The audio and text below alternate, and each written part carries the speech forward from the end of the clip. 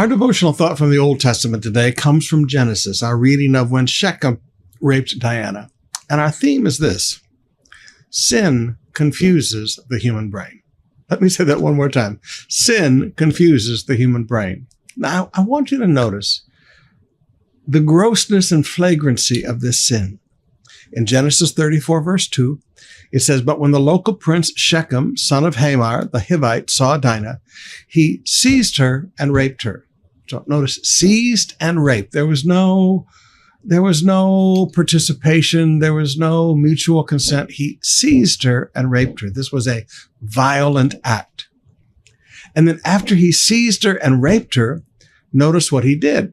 In verse 26, it says, "Including Hamor and his son Shechem, they killed them with their swords, then took Dina from Shechem's house and returned to their camp."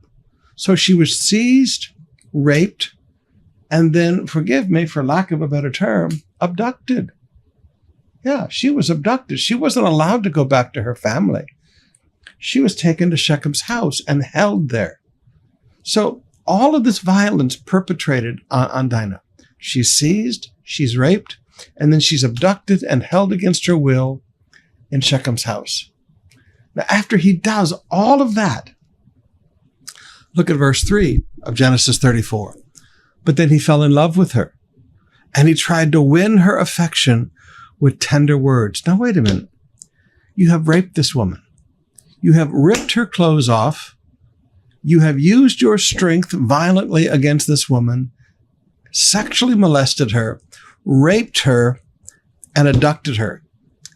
And then when you get her in your home, you try to use tender words to win her affection? Excuse me?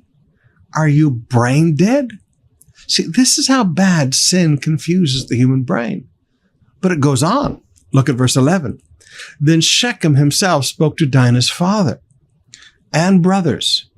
Now listen to what he says. Now remember, he has seized her, raped her, and abducted her.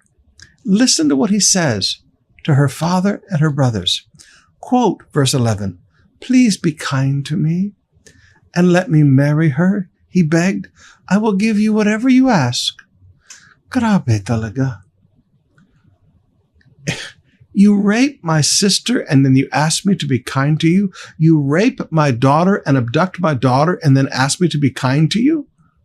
Maybe I'll make your death a quick one. Now, you know, guys, please, you're thinking that in your mind. Now, the point I want to make is this. Oftentimes in life, people will do the most horrible things to us. And then in an instant, it's like they then want us to be nice to them. They want us to accept them. They want us to understand them. And we've all gone through this in life, diba? And we're sitting there going, what? Are you brain dead? Sin confuses the human brain.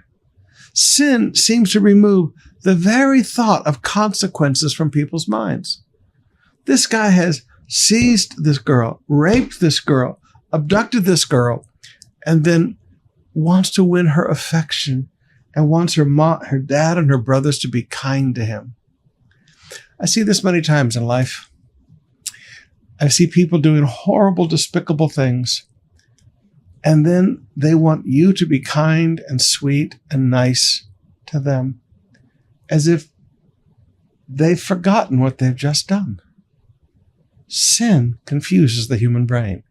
It removes the very thought of consequences. Don't be manipulated by it.